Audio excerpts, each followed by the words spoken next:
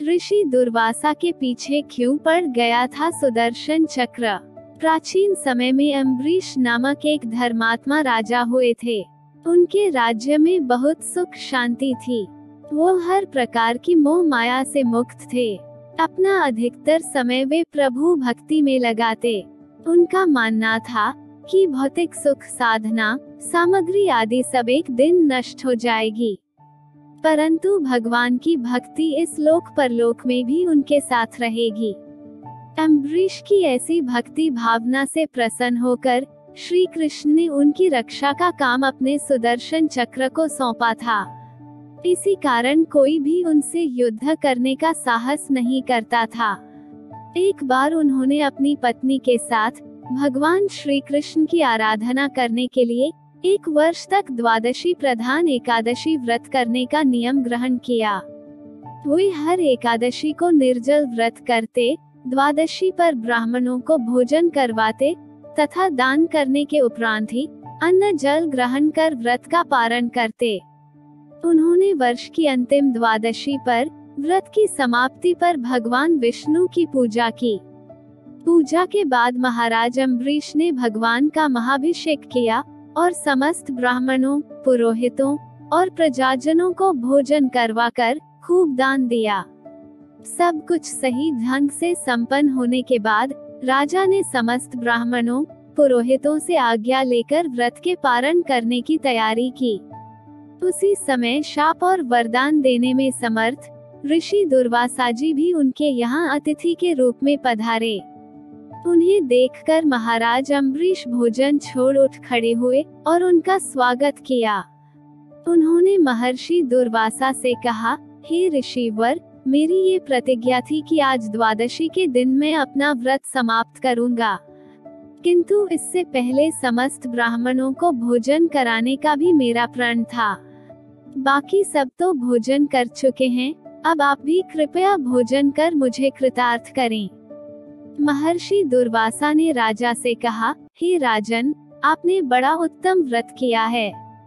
इस पावन स्थान पर भोजन करने से मुझे भी पुण्य प्राप्त होगा, किंतु आप तनिक देर रुकिए, मैं स्नान करके आता हूँ, उसके बाद ही भोजन करूँगा। राजा अम्बरीश ने तत्काल उनके नदी तक जाने की व्यवस्था करवा दी और उनकी वापसी की प्रतीक्षा करने लगे। उधर दुर्वासा ऋषि स्नान ध्यान में इतने मग्न हो गए कि उन्हें याद ही न रहा कि अम्बरीश उनकी प्रतीक्षा कर रहे हैं और बिना उनको भोजन कराए अपने व्रत का पारण नहीं करेंगे। ऋषि दुर्वासा को गए बहुत देर हो चुकी थी। द्वादशी समाप्त होने जा रही थी। बिना ऋषि दुर्वासा को खिलाए अम्बरीश स्वयं भोजन नहीं कर सकते थे और द्वादशी पर व्रत का पारण करना भी आवश्यक था ताकि उनका व्रत खंडित ना हो। इस विकट स्थिति के चलते अम्बरीश परेशान हो गए। राजा को दुविधा में पाकर वहां उपस्थित विद्वान ब्राह्मणों ने राजा से कहा, आप केवल जल पीकर व्रत का पारण कर लीजिए, इससे आपका व्रत भी खंडित नहीं होगा और भोजन कर लेने का कोई दोष भी नहीं लगेगा। शास्त्रों के विधान के अनुसार ब्राह्मणों की आज्ञा से उन्होंने व्रत का पारण कर लिया। अभी वे जल पी ही रहे थे कि दुर्वासा आ पहुँचे। जब दुर्वासा ने देखा कि मुझ ब्राह्मण को भोजन कराए बिना अम्बरीश ने जल पीकर व्रत का पारण कर लिया है, तो वे क्रोधित हो गए।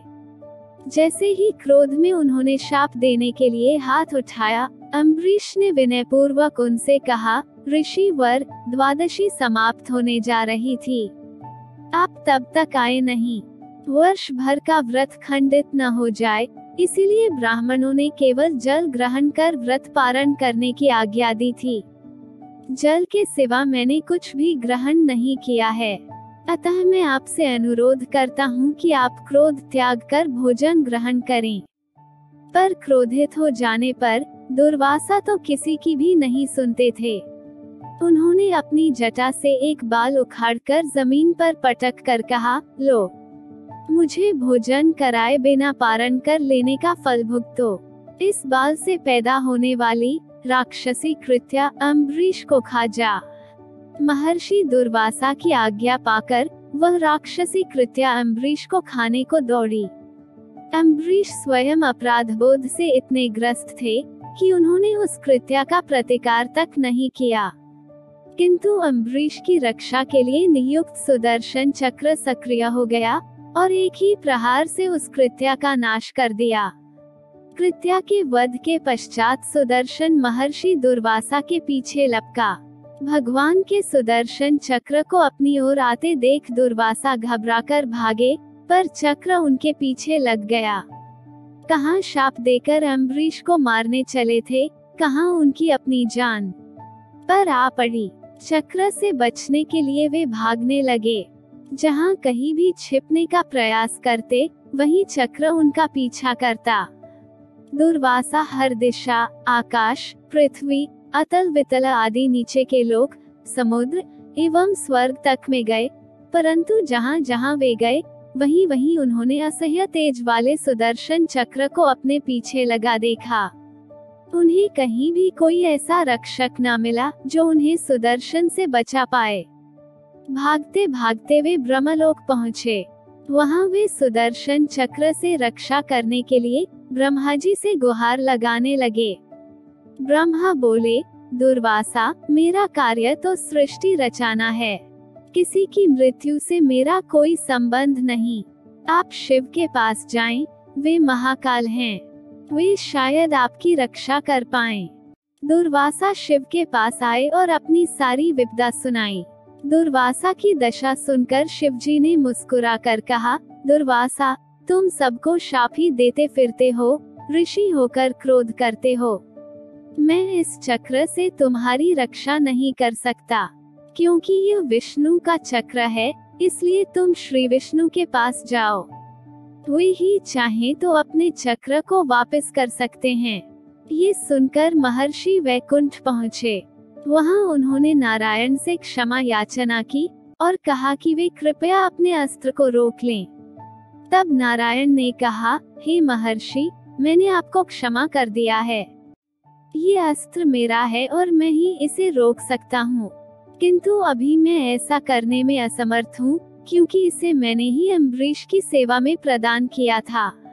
अतः आप अम्बरीश के पास ही जाइए, वे अवश्य ही इस सुदर्शन चक्र से आपकी रक्षा करेंगे।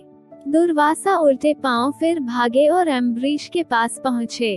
अम्बरीश अभी भी बिना अन्न ग्रहण किए उनकी प्रतीक्षा कर रहे थे। दुर्वासा को देखते ही उनको प्रणाम कर बोले, मुनिदेव, मैं कब से बिना अन्न ग्रहण किए केवल वही जल पीकर आपकी प्रतीक्षा में खड़ा हूँ। आप कहाँ चले गए थे? कृपया अन्न ग्रहण करके मुझे कृतार्थ करें।